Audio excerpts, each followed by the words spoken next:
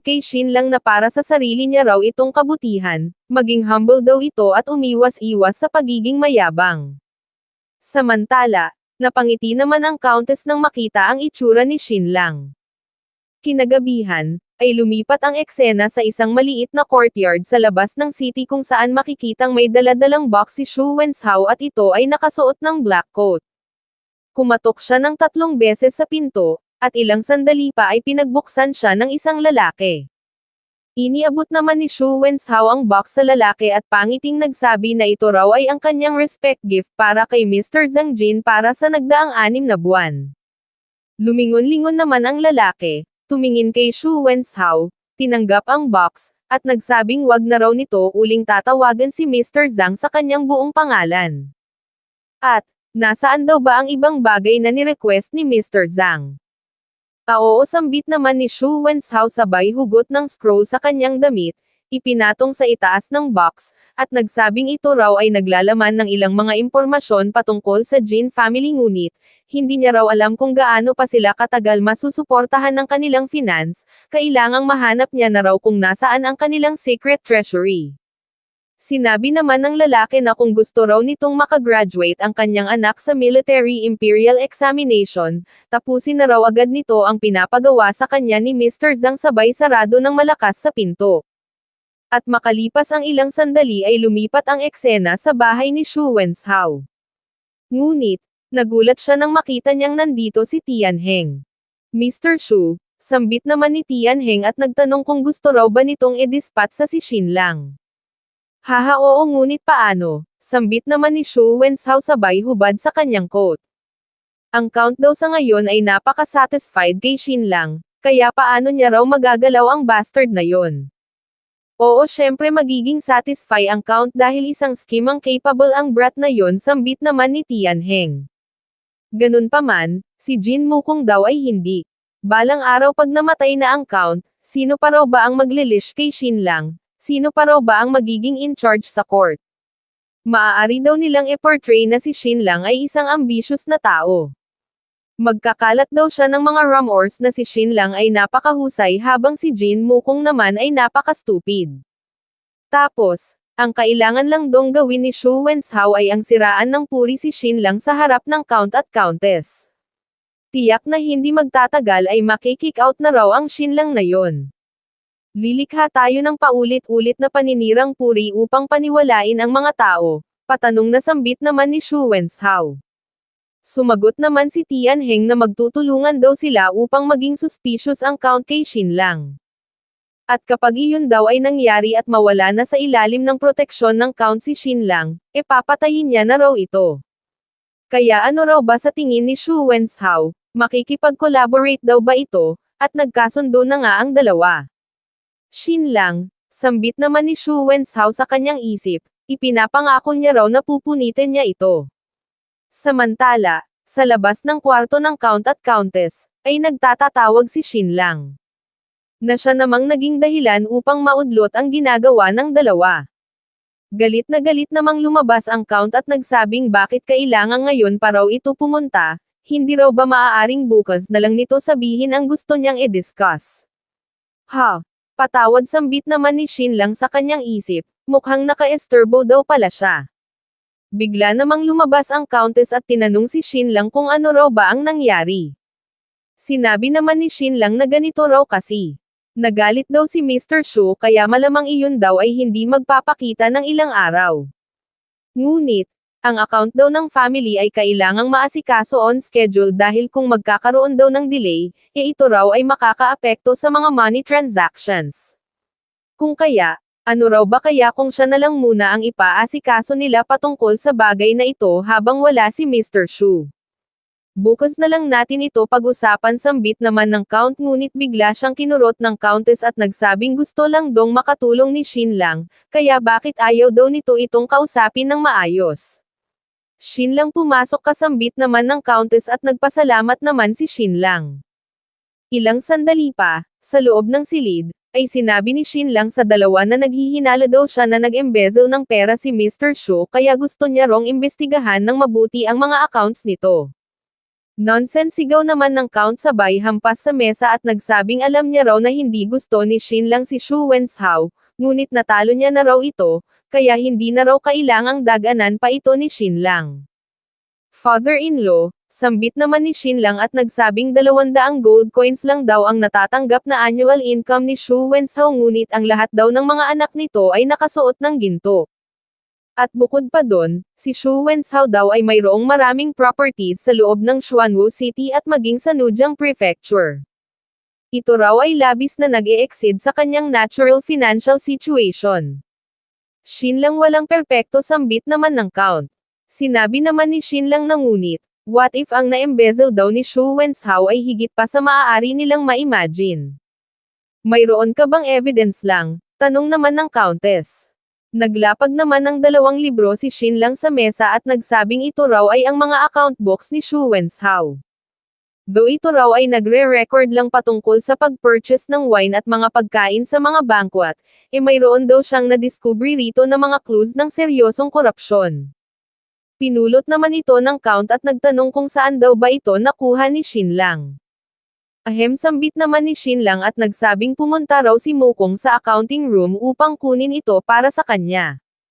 At, na-imagine ng mag-asawa kung paano ginawang parang tuta ni Shin lang si Mokong. Dahan-dahan namang inilapat ng Countess ang kanyang kamay sa Count at nagsabing kailangang imbestigahan daw nila ito. Dahil since sila raw ay mag-asawa, member na rin daw siya ngayon ng Jin family. Kaya kung nag-embezzle daw si Shu Wenzhao ng malaking pera, hindi raw nila ito maaaring i-tolerate. Napasabi naman ang Count sa kanyang isip na si Shu Wenzhao daw ay ilang dekada nang nagtatrabaho para sa kanya at marami na raw itong contributions. Hay! Pinipilit daw nila siyang maging bad guy. Fine, sambit niya at sinabihan si Shin lang na maaari niya rong imbestigahan ang tungkol sa bagay na ito, ngunit mayroon daw siyang 3 kondisyon. Una, pumunta raw ito kay Mr. Lin. Pangalawa, ang resulta ng imbestigasyon ay kailangang sa kanya unang dalhin ni Shin lang. At pangatlo, tumigil daw ito agad sa kanyang imbestigasyon kapag nakabalik na si Shu Wenzhao, wag niya raw itong ipahiya. Yes, father-in-law, sambit naman ni Shin lang at napasabi sa kanyang isip na ang kanyang father-in-law daw ay napaka-soft-hearted at napaka-tolerant sa mga tao. Well, kung ganon, siya na lang daw ang magiging bad guy at dali-daling umalis. Hay, sambit naman ng Count at nagsabing si Shin lang daw ay napaka-mapaghiganti.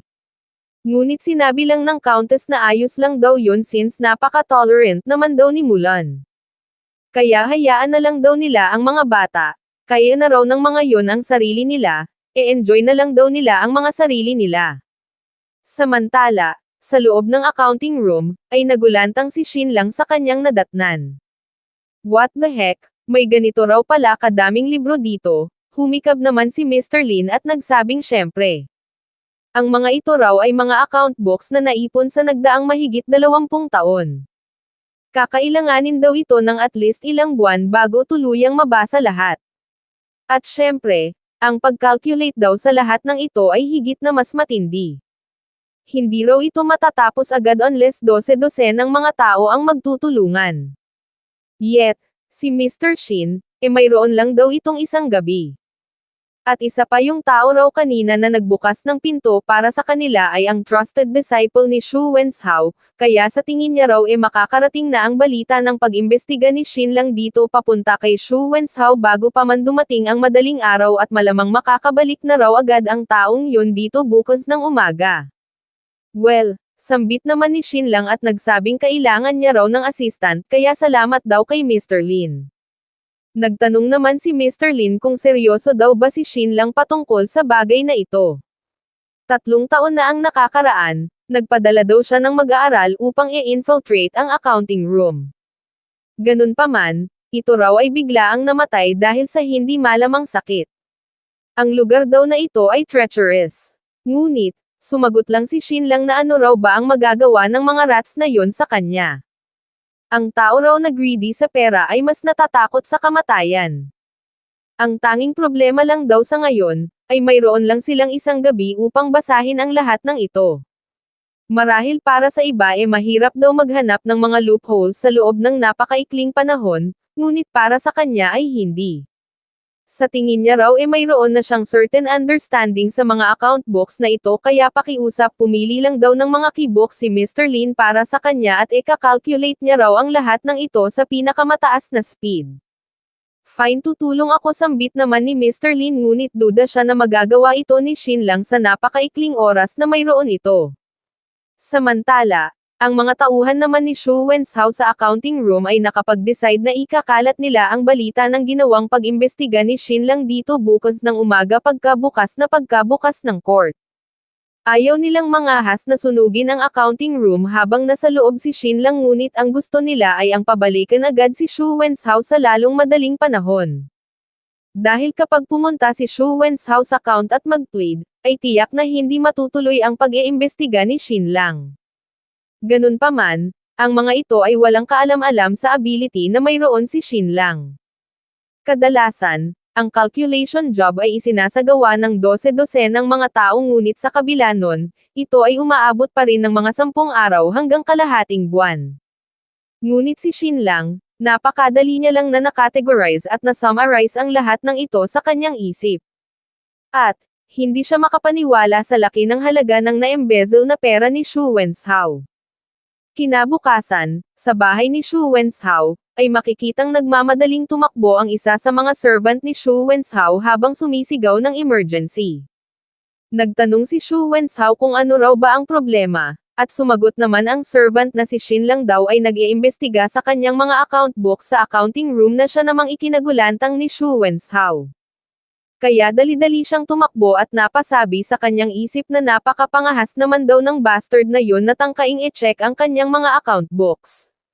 Pagbabayaran niya raw ito sa ginawa niyang ito, patatalsikin niya raw ito sa Xuanwu Court. Makalipas ang ilang sandali, sa loob ng Xuanwu Court, ay makikitang lumuhad si Shu Wenzhao sa harap ng count at nagtanong kung hindi na raw ba siya nito pinagkakatiwalaan. Mr. Shu, sambit naman ng count at nagtanong kung kailan niya raw ba sinabi na hindi niya na ito pinagkakatiwalaan. Sumagot naman si Shu Wenzhao na kung ganun, bakit daw nag-iimbestiga si Shin Lang ng buong gabi sa kanyang mga account books?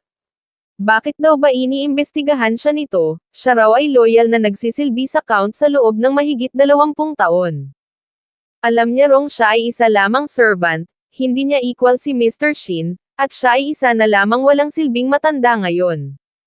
Tumakbo siya at nagsabing ngayong araw, papatunayan niya raw ang kanyang innocence sa pamamagitan ng kanyang kamatayan, ngunit, bigla siyang sinugod ni Jin Zong na siyang naging dahilan upang siya ay matamba. Umiyak siya ng malala at nagsabing lordship, nagsimula raw siyang magsilbi sa Jin family magmula nung teenager pa siya, pinagmasdan siyang lumaki ng old master, at wala rong ibang taong mas loyal pa kumpara sa kanya dito sa court. Kung ayaw daw nitong maniwala sa kanya, hihiwain niya raw ang kanyang dibdib upang makita nito ang kanyang puso. Sinabi naman ng count na tumayo daw ito, alam niya raw kung gaano ito kaloyal. At inutusan niya si Jin Zong na dalhin dito si Shin Lang. At, umalis na si Jin Zong upang kunin si Shin Lang. Napangisi naman dito si Shu Wenzhao at napasabi sa kanyang isip na in-overestimate daw ni Shin Lang ang kanyang sarili. Iniisip daw ba nito na pipiliin ito ng count kumpara sa kanya, hindi raw nito kilala ang count. Si Jin Zhou daw ay matalino, ngunit, ito rin daw ay napakabait at napaka-considerate sa kanyang mga subordinate. Palagi daw siyang pinag-iinitan ni Shin Lang kaya natural lang daw na ma-off ang count kay Shin Lang. Tumayo siya at nagsabing lordship, mayroon dong isang bagay na hindi siya sigurado kung maaari niya raw ba itong sabihin. Sabihin mo, sambit naman ng count at sumagot naman si Shu Wenzhao na mayroon dong mga sabi-sabi na kumakalat kailan lang sa Xuanwu City na si Shin Lang daw ay nagpapanggap lang na dumb upang makalapit kay Miss Mulan. Kaya posible raw na mayroon itong ambisyon at mga ulterior motives. Na siya namang ikinagulat ni Count Jin Zhou at napasabi sa kanyang isip na ang ibig daw ba nitong sabihin isang ambitious na tao si Shin Lang. Tumingin siya kay Shu Wenzhao at idinagdag sa kanyang isip na marahil nga na mayroong maraming mga flaws si Shin Lang, ngunit natitiyak niya raw na ang isang bagay na wala si Shin Lang ay ang ambisyon. Siya raw ay mabait at tolerant, ngunit hindi raw siya stupid. At sa totoo lang, si Shu Wenzhao daw ang kainahinala rito. Dinagdag pa ni Xu Wenzhao na si Mukong daw ay hindi ganoon katalino upang ilish si Xinlang. At baka balang araw, kunin daw ni Xinlang ang posisyon ni Mukong at magiging bagong master ng Xuanwu Court. Samantala, makikita namang dumating na si Jinzong at Xinlang. Greetings father-in-law, sambit naman agad ni Xinlang. Mr. Xin, sigaw naman ni Xu Wenzhao sabay turo kay Xinlang at nagtanong kung ano raw ba ang nagawa niyang mali rito. Bakit gustong-gusto raw siya nitong ma-expel? Mayroon daw ba itong ulterior motive? O ito ay isa lamang narrow-minded? Napangisi naman si Xinlang nang marinig ito, lumapit ng husto kay Xu Wenzhao, at sinabi niya sa pagmumukha nito na iniisip niya raw na nang embezzle ito ng pera ngunit, hindi niya raw ini-expect na ganito ito kalaki. At ano naman ang mahahanap mo sa loob lang ng isang gabi, sambit naman ni Xu Wenzhao sa kanyang isip. Tiyak na sinusubukan lang daw siyang linlangin ni Xinlang. Ridiculous sambit niya at nagsabing bigla-bigla na lang siya nitong paparatangan ng embezzlement, wala wrongful sa lugar na ito. Ngunit biglang sinabi ni Xinlang na 30,000, na siya namang nagpaluwa sa mga mata ni Xu Wenzhao. At isinigaw ni Xinlang sa pagmumukha ni Xu Wenzhao na ito raw ay isa lamang head ng accounting, ngunit naka-embezzle daw ito ng halos 30,000 gold coins sa loob ng nagdaang 20 taon. Ha! Napaka-greedy daw nito. Ito raw ay pinagkakatiwalaan ng husto ng kanyang mother-in-law at father-in-law, kaya paano niya raw ito nagawa sa kanila? Idinagdag pa ni Xinlang na 30,000 gold coins, iyon daw ay katumbas na sa kanilang military expenses sa loob ng isang taon. Ang kanyang father-in-law daw ay minamahal ng husto ang kanyang mga tao at kailanman ay hindi raw ito nag-impose ng mataas na tax. Pinagkakasya lang daw nito ang lahat ng pera na mayroon siya, ngunit ninakaw daw ni Xu Wenzhao ng pasekreto ang mga na-save na pera ng count. At iyon daw ay umabot ng 30,000 gold coins. At makikitang nanlambot ang mga tuhod ni Xu Wenzhao sa kanyang mga narinig. Note: sa mundong ito, ang mga ordinaryong pamilya ay hindi kayang kumita ng at least 2 gold coins man lang sa loob ng isang taon sa pamamagitan ng hard work. Xinlang, totoo ba ang sinasabi mo? Gulat na sambit naman ng count at napasabi sa kanyang isip na alam niya raw na nang i-embezzle ng pera si Xu Wenzhao ngunit, hindi niya raw inaasahan na ito ay aabot ng 30,000, ito raw ay napakalaki. Makikita naman ang frustration sa mukha ni Xu Wenzhao habang nakatingin kay Xinlang, at bigla siyang lumuhad sa harap ng count at nagsabing lordship, sinisiraan lang daw siya ni Xinlang. Malamang gusto lang daw siya nitong ipapatay. Nakikita na raw ba nito ngayon ang pagka-ambitious ni Xinlang, ni sinisiraan daw siya nito ngayon, siya na napakatagal ng servant ng Jin family. Tinapik naman ni Xinlang ang balikat ni Xu Wenzhao at nagsabing marahil maayos daw ang record nito sa mga account ni Wang Liang ngunit sa kanya, ito raw ay hindi makakatakas. Ang annual income at expenditures daw ng court ay magiging malaking problema para kay Xu Wenzhao. Sinisiraan mo lang ako, sigaw naman ni Xu Wenzhao. Ganun sigaw naman ni Xinlang at sumigaw na kung ganun sige sabihin daw nito sa kanya, bakit pataas daw ng pataas ang mga military expenses samantalang hindi naman tumataas ang bilang ng mga sundalo. Sumagot naman si Xu Wenzhao na iyon daw ay dahil sa inflation at ang mga sahod daw ng mga sundalo ay tumaas din. Sinabi naman ni Xinlang na kung ganun, saan daw ba napunta ang mga war horses, mga armor, at mga weapons na nadadamage taon-taon. Sumagot naman si Xu Wenzhao na ang mga yun daw ay tinunaw at ni-remade. Sumigaw naman si Xinlang na ngunit wala raw siyang nakitang pag-increase sa iron production. Sa halip, nag-decrease pa raw ito. At also, ang salt production daw sa kanilang lupain ay nag-decrease din. Ngunit, ang production ng mga sako at mga bamboo baskets ay nag-increase. Maaari daw ba itong ipaliwanag ni Xu Wenzhao? Pinagpawisan naman ng husto si Xu Wenzhao at sumagot na iyon daw ay dahil, iyon ay dahil sa ginamit mo ang mga sako at mga bamboo baskets na yun sa pag-smuggle ng mga asin at iron. Pasigaw na dugtong naman ni Xinlang, ito raw ay ang mga loopholes ni Xu Wenzhao. Na siya namang nagpaurong kay Xu Wenzhao, tumingin siya kay Xinlang, tumawa, tumayo, at sumigaw na wala raw itong ebidensya, ang mga ito raw ay mga speculations lang na walang basehan. Ano raw ba ang makukuha nito sa loob lang ng isang gabi, sinusubukan lang daw nitong linlangin ang count. Bigla namang inihampas ni Shin Lang ang isang libro sa mesa, napatingin si Shu Wenzhao, at sinabi ni Shin Lang na ito raw ay ang financial report na inihanda niya buong gabi, tingnan niya raw ito raw ay ang ebidensya na hinihingi ni Shu Wenzhao. Dinampot naman ng count ang libro at sa pamamagitan ng kaunting guidance mula kay Shin Lang, ay nagawa itong mabasa ng count. At na-shock siya sa kanyang nakita. Hindi niya inexpect na nagawang makapag-presente ni Shin Lang ng financial data na ganito ka-organize kung saan nakalatag ang lahat ng mga income at mga expenses ng napakalinaw, na maging ang isang tulad niya na hindi familiar sa field na ito ay nagawa itong maintindihan ng lubusan. Moreover, nag-point out pa si Shin Lang ng ilang mga loopholes sa mga account ni Shu Wenzhao. Halimbawa, nung idinaos ang Spring Festival celebration 2 taon na ang nakararaan, ang Jin family ay nag-purchase ng 1,000 bote ng alak. Ngunit, ang mga ito ay hindi na-consume lahat at bilang resulta, ang mga natirang alak ay ibinalik para sa refund. Ganun pa man, 70% lang ang isinulat sa report na nangangahulugang ilang gold coins ang nawala sa Jin family.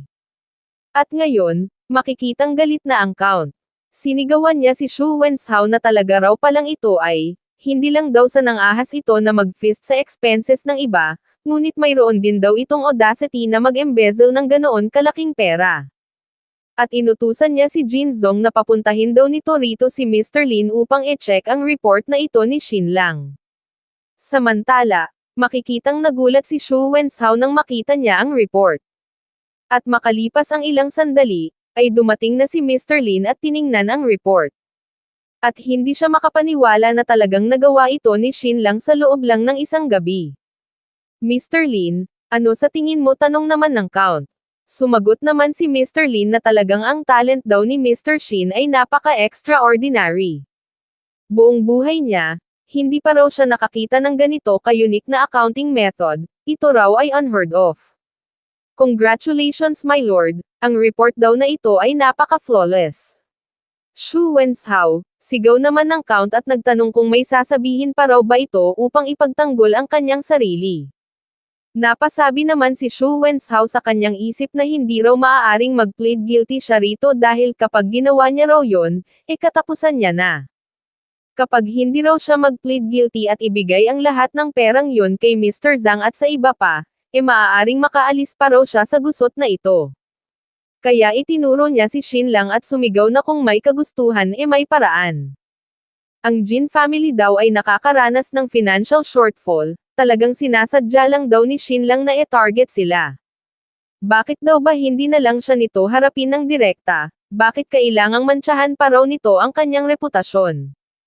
At isinigaw niya sa lahat ng mga tao na nasa loob ng court na tingnan daw nila, binabalak daw ni Shin Lang na i-eliminate ang mga dissidents. Tina-target daw sila nito, tina-target daw nito ang mga elders ng court.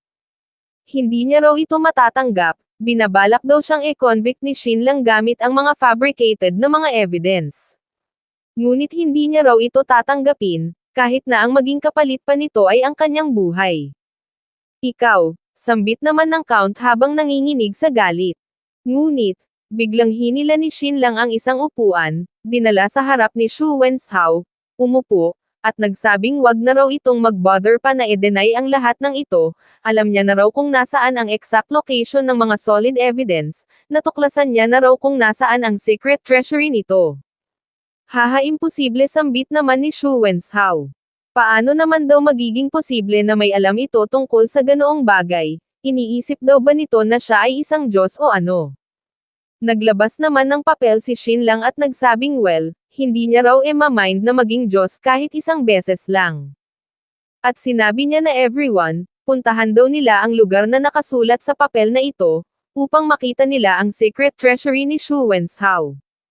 Jin Zong sambit naman ng count at nagsabing magdala daw ito ng 100 mga sundalo at sundin ang orders ni Mr. Shin.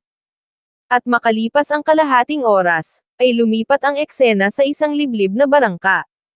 At ilang sandali pa, ay narating na nila ang isang abandon na outpost.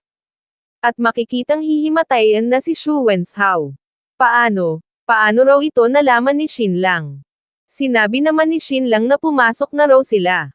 Nang biglang, mayroong nagpakawala ng palaso patungo sa direksyon ni Shinlang. Napansin naman ito ni Jinzong, at agad na dineflect gamit ang kanyang espada. At isinigaw ni Jinzong sa mga sundalo na ito raw ay isang ambush, maging on guard daw sila. E-comb daw nila ng mabilis ang area, at e-clear ito. At sinabi niya kay Shinlang na mag-ingat daw ito, may ambush daw dito, magsagawa daw muna sila ng search. Ilang sandali pa ay sumigaw ang isang sundalo na na-clear na raw nila ang buong paligid, at may nahuli raw silang isang individual. Samantala, sa loob ng outpost, ay makikita ang isang lalaki na nakasuot ng black coat na hawak-hawak ng dalawang sundalo. Iniangat ng isang sundalo ang hood nito at nagsabing Mr. Shin, ito raw ay ang taong umatake sa kanya gamit ang poisoned arrow.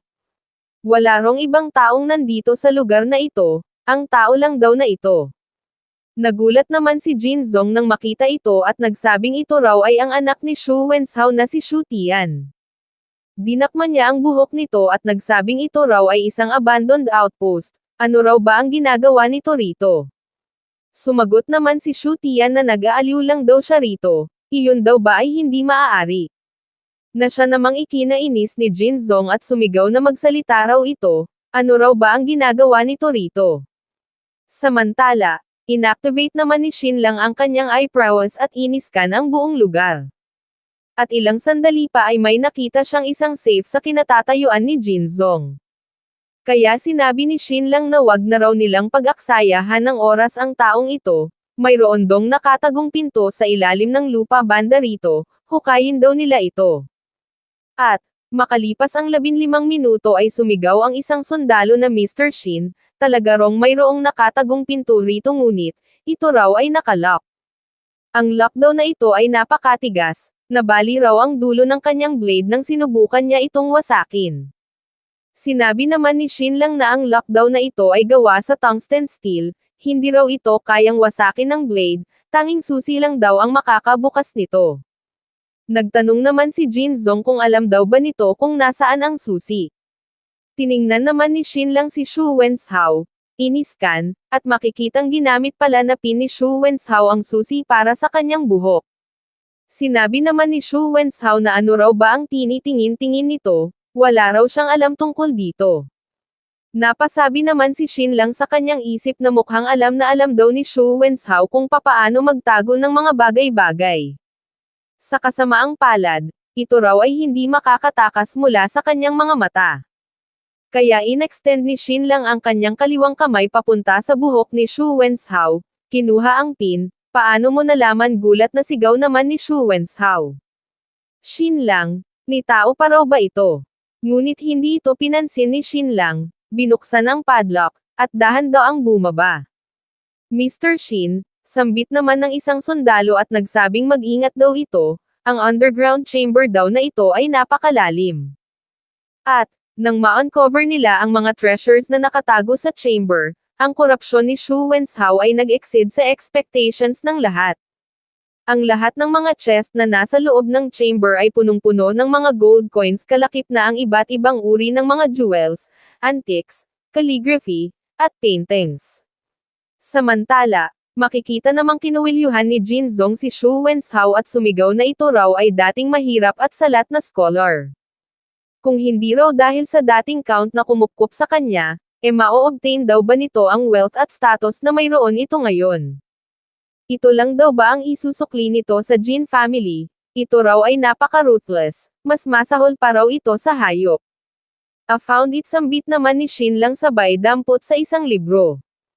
Imposible. Ito ay napaka-imposible, sambit naman ni Shu Wenzhao at nagtanong kung paano daw ba nalaman ni Shin lang ang lugar na ito, maging ang asawa niya raw ay hindi alam ang tungkol dito. Sinabi naman ni Shin lang na 9 na taon na ang nakalilipas. Ayon daw sa account book, si Shu Wenzhao ay nagnakaw ng 20,000 cut ties ng iron, at nag-purchase ng 25 cut ties ng tungsten. Kinlaim daw nito na dinismantle niya ang isang abandoned outpost at gumamit ng 130 workers, ngunit ang totoo, demolish lang daw nito ang lugar na ito. Sa tingin daw ba nito kasing foolish siya nito, ni ang Jin family pa raw ang pinagbayad nito sa construction ng kanyang secret treasury, talagang ito raw ay napaka-shameless. At inutusan ni Shin lang ang mga sundalo na dalhin pabalik sa court si Xu Wenshao. Samantala, makikita namang inis na rin maging ang mga sundalo kay Xu Wenshao. Mr. Shin, sambit naman ng isa at nagtanong kung ano raw ba ang gagawin nila sa isang ito. Sumagot naman si Shin lang na patayin daw nila ito, sunugin hanggang sa maging abo, at itapon sa dagat. Note, si Xu Tian ay isang government official ng Xuanwu City. Kaya sinigawan niya si Shin lang na talaga raw bang magtatangka ito, ang mga local nobles daw ay walang authority na i-dispose ang isang government official. Ito raw ay ang bagong policy ng Yu State, nagbabalak daw ba ng rebellion ang Jin family. Ngunit, tinitigan lang siya ni Shin lang. Haha, natatakot ka na ngayon hindi ba? Dagdag pa ni Xu Tian. Once daw na ma-expose ang tungkol sa bagay na ito, ang Jin family daw ay ituturing na mga rebels at silang lahat ay mamamatay. Ngunit, humugat lang ng blade si Shin lang mula sa isang sundalo, itinutok sa leeg ni Xu Tian, at nagsabing siya raw ay isa lamang son-in-law, isang outsider. Ano? Saad naman ni Xu Tian at pagkasambit ni Xu Tian sa katagang iyon ay agad na sumirit ang kanyang dugo at ito ay tuluyang bumagsak. Na siya namang ikinagulat ni Jin Zong at napasabing mukhang ang sword skill daw ni Mr. Shin ay mas proficient pa kumpara sa kanya. By the way, sambit naman ni Shin lang kay Jin Zong at nagsabing mayroon pa rong isang bagay na gusto niyang hanapin nila para sa kanya. At makalipas ang ilang sandali ay umalis na sila mula sa outpost. Samantala, sa loob naman ng carriage ay napatingin si Shin lang sa kanyang kamay at napasabi sa kanyang isip na finally, ito raw ngayon ay namantsahan na ng dugo. Upang magkaroon ng komportableng buhay, ang ginagawa niya rong ito ay hindi madali. Ganun pa man, hindi niya raw hahayaang mayroong sino mang magtangkang magbanta sa kanyang family. At makalipas ang ilang sandali ay lumipat ang eksena sa Xuanwu Court. Count of Xuanwu sambit naman ng isang sundalo at nagsabing mayroon daw silang natagpo ang 11,000 gold coins mula sa secret treasury ni Xu Wenshao. At bukod pa doon, mayroon din dong 52 piraso ng mga tanyag na calligraphy at paintings, at 5 chest ng mga jade at mga jewelry. Excellent work, Shin lang sambit naman ng Count sa kanyang isip. Ito raw ay napaka-wonderful na son-in-law. Salamat daw kay Shin lang, makaka-recover na ang Jin family mula sa devastating loss na na-experience nila. Tumingin siya kay Xu Wenshao, itinuro, at pasigaw na nagtanong kung may sasabihin pa raw ba ito ngayon. Agad-agad namang nagmakaawa si Xu Wenshao na spare daw ng Count ang kanyang buhay para sa kapakanan ng kanilang late lord, ng lady, at para sa kapakanan ng kanyang unwavering loyalty sa loob ng nagdaang 20 taon. Pakiusap, spare daw nito ang worthless na buhay niya. Napasabi naman ang Count sa kanyang isip na wala raw siyang ibang ginawa kundi ang maging tolerant at mabait sa iba. Yet, sa kabila ng lahat ng yon, nagkaroon pa rin daw ng isang treacherous wolf sa ilalim ng kanyang pamamalakad. Sinipa niya na parang lata si Xu Wenshao at sumigaw na hindi niya na raw kailangan pang magpanggap. Talagang siya raw ay naging bulag, pinagkatiwalaan niya raw ito at binigyan ng mataas na posisyon. Ngunit, hindi niya raw ini-expect na magiging ganito ito kasama. Mr. Shin, pagmamakaawa naman ni Xu Wenshao kay Shin lang. Kasalanan niya raw ang lahat ng ito, nabigo raw siya na makita ang bigger picture, at hindi na recognize ang tunay na value nito na siyang naging dahilan upang ma-offend niya ito. Siya raw ay higit pa sa foolish, at napaka-heartless. Kaya nakikiusap daw siya, kahit para man lang sa kapakanan ng kanyang pagiging elder, spare daw nito ang kanyang walang hiyang buhay. Mr. Shin, kung spare daw nito ang buhay niya, magtatrabaho daw siya na parang aso, at magmula sa araw na ito, ay ilalaan niya raw ang kanyang buhay kay Shin lang. Pakiusap, nagmamakaawa daw siya, bigyan daw siya nito ng awa. Ngunit, tiningnan lang siya ni Shin lang, nagsalita, at nagsabing father-in-law, kailangang ma-execute daw si Xu Wenshao. Mr. Shin, Sambit naman ni Mr. Lin at nagsabing si Xu Wenshao daw ay hindi isang utusan na pag-aari ng Jin family, ito raw ay isa lamang employee. Meanwhile, ito rin daw ay isang tanyag na tao. Ang Jin family daw ay walang karapatan na patayin ito. At ayon sa bagong batas ng Yu State, ang tanging magagawa lang nila ay ang i-turnover ito sa City Lord. Sinabi naman ni Shin Lang na kung mapapasakamay daw ito ng City Lord, tiyak na makakalaya daw ito sa loob lang ng ilang araw. Nag-embezzle daw ito ng halos 30,000 gold coins, ngunit 11,000 gold coins lang daw ang na-recover nila mula sa vault nito.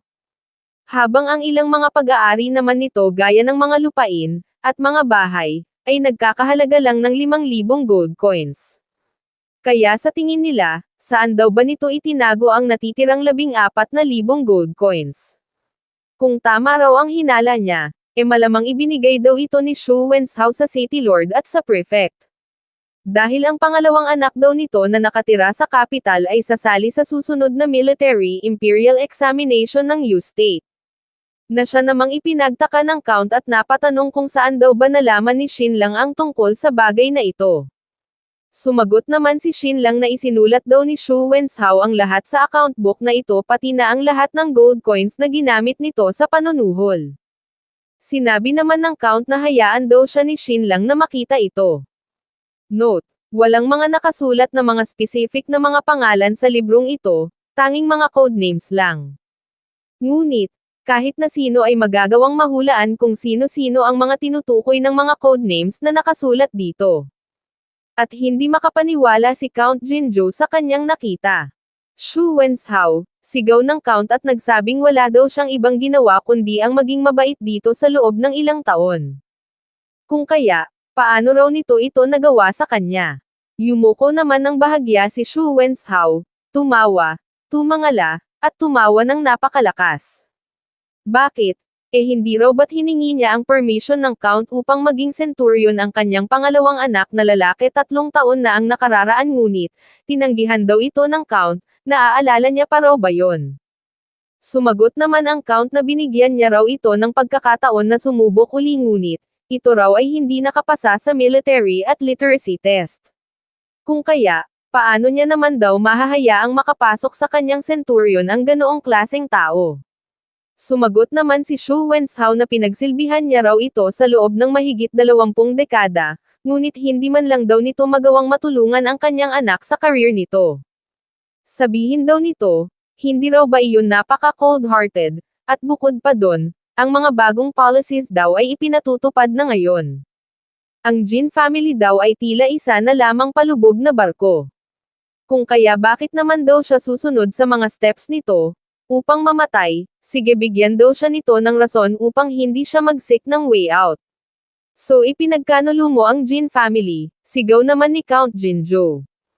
Sumagot naman si Xu Wenshao na kailangan niya rong tumingin sa bigger picture. Nag-alburuto naman ang Count nang marinig ito, bumunot ng blade, at sumigaw na papatayin niya raw ito. Sir, pighil naman ni Mr. Lin sa Count. Hindi niya raw ito maaaring gawin. Huhusgahan daw siya ng mga tao kapag pinatay niya si Xu Wenshao. Tiyak na may gagawin daw ang local government sa kanya, nalimutan na raw ba nito kung papaano namatay si Count Donghai. Huwag daw nitong kalimutan ang mga bagong batas ng Yu State. Sinabi naman ni Shin Lang na deserve daw ng taong ito na mamatay ngunit, hindi raw nila ito maaaring patayin dito.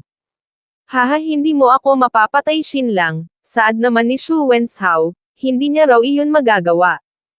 Kaya dalhin na lang daw nila siya sa City Lord, huhusgahan daw siya nun kung talagang guilty siya. Iwinakli naman ng Count si Mr. Lin at susugurin na si Xu Wenshao ngunit, biglang humarang si Shin Lang at nagsabing pakiusap father-in-law, hindi raw nila ito maaaring patayin, ngunit maaari daw itong gawin ng iba. Na siya namang naging dahilan upang tumawa ng malakas si Xu Wenshao. Tinuya niya si Shin Lang at nagtanong kung ano raw ba ang ginagawa nito, bakit pinipigilan daw nito ang Count ng Xuanwo, natatakot daw ba ito na mawala sa kanya ang lahat ng mayroon ang Jin family, ngunit sinabi lang ni Shin Lang na wag daw nitong kalimutan ang tungkol sa family rules ng Xu family. At makikitang biglang dumating si Jin Zong at mapapansin na mayroon itong mga kasama. Patriarch, pagtataka naman ni Shu Wenzhao. Note, ang matandang ito ay ang patriarch ng Shu family. Humingi siya ng dispenses account at nagsabing sinusuportahan daw nito ang Shu family sa loob ng nagdaang maraming taon. Hindi raw siya makapaniwala na tinredor ng kanyang tao ang kanilang friendship, kasalanan daw nila ang lahat ng ito. Dapat inayos pa raw nila ang pagdisiplina kay Shu Wenzhao, pakiusap patawarin daw sila ng count. Pakiusap tumayo kasambit naman ng count at sinabihan ang patriarch na hindi na raw nito kailangan pang magsulot sa kanya.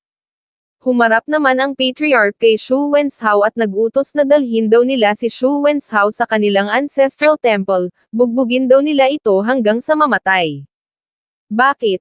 Sigaw naman ni Shu Wenzhao at nagsabing nag-embezzle lang daw siya ng funds ng Jin family, wala raw siyang na-violate sa kanilang family rules, kaya wala rin daw silang karapatan upang patayin siya.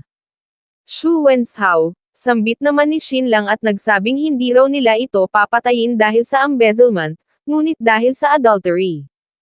Nakipagtalik daw ito sa kanyang aunt. Note, ang aunt na pinatos ni Shu Wenzhao ay isang napakagandang babae na nasa kanyang 30s, ito ay asawa ng kanyang uncle. At paano mo naman nalaman yon? Sigaw naman ni Shu Wenzhao. Sumagot naman si Xin Lang na ang lahat daw ay kayang alamin ng Jin family kung gugustuhin nila. At makikitang itinulak na si Shu Wenzhao ng dalawang Shu family member. Teka lang Count of Xuanwu, desperadong saad naman ni Shu Wenzhao, may sasabihin daw siyang sekreto, Mr. Xin mayroon daw siyang pera, maaari niya raw itong bigyan. Mr. Xin, gusto raw itong ipapatay ni Tianheng. Ngunit sumagot lang si Xin Lang na alam niya na raw ang tungkol doon, lumang balita na raw yon. Makalipas ang ilang oras, ay hinubaran ng Shu family si Shu Wenzhao at pinatay sa bagbog sa harap ng daan-daang mga tao sa loob ng ancestral temple ng Shu family. At, umabot na ang balita patungkol sa sinapit ni Shu Wenzhao sa Xuanwu Court. Xin Lang sambit naman ng count at nagsabing matagumpay daw nitong na-retrieve ang mga gold coins ng kanilang family at na-uncover si Shu Wenzhao. Ngayon, ano raw ba ang gusto nito bilang reward? Ibibigay niya raw ang kahit na anong gusto nito. Kahit ano father-in-law, sambit naman ni Xin Lang. Oo Xin Lang saad naman ng count. Napakalaki raw ng nagawa nito para sa Jin family, deserve daw nito ng reward. Napahampas naman agad sa mesa si Xin Lang, tumayo, at sumigaw na kung ganon, maaari daw bang ipag-utos ng count kay Mulan na sumunod ito sa kanya. O hindi naman kaya, mag-utos ito ng ilang mga babaeng sundalo upang talian si Mulan nang makonsummate na nila ang kanilang marriage. Ngunit syempre, imagination lang ni Xin Lang ang lahat ng yon. Nag-exude siya ng maliwanag na ngiti at nagsabing, ginawa niya lang daw kung ano ang dapat niyang gawin, hindi na raw kailangang bigyan pa siya ng reward. Sumagot naman ang count na wag daw itong maging modest, deserve niya raw ito, sabihin na lang daw nito kung ano ang gusto niya.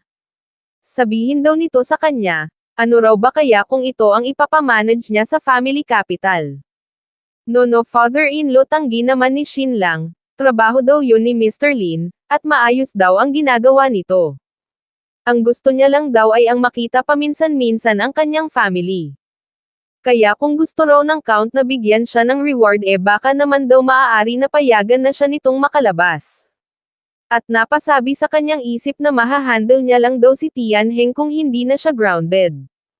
Napasabi naman ang count sa kanyang isip na hindi raw ba't kakagaling lang ni Xin Lang sa kanyang family 4 na araw na ang nakararaan, kaya bakit bibisita na naman daw ito, malamang may iba raw itong binabalak.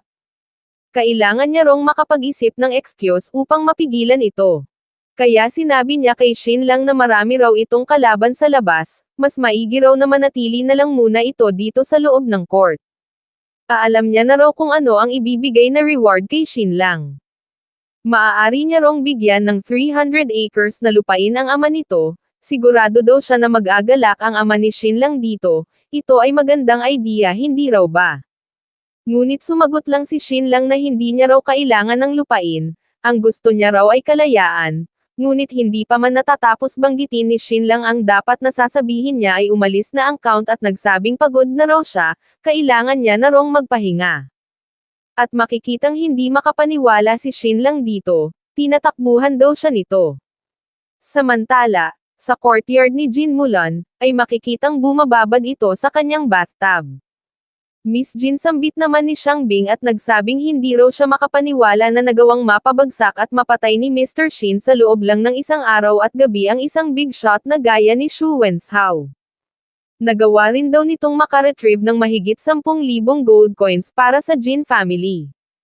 Bing, saad naman ni Jin Mulan at nagsabing hindi raw pinatay ni Shin lang si Xu Wenshao, ang taong iyon daw ay ang pumatay sa sarili niya. Wag na raw uli nitong babanggitin ang tungkol sa pagpatay ni Shin lang kay Xu Wenshao, naririnig daw ba siya nito? Oo, naririnig kita, saad naman ni Xiang Bing. Oh, siya nga raw pala, binigyan daw siya ng isang tanong ni Mr. Shin kahapon. Anong tanong? Pagtataka naman ni Jin Mulan. Sumagot naman si Xiang Bing na nagtanong daw si Mr. Shin kung bakit ang White Tiger ay ang pinaka-valuable na hayop. Nagtanong naman si Jin Mulan kung papaano raw ba ito sinagot ni Xiang Bing. Sinabi naman ni Xiang Bing na sumagot daw siya na dahil sa ang mga yellow tigers daw ang madalas na makikita at napakabihira lang na makita ang mga white tigers.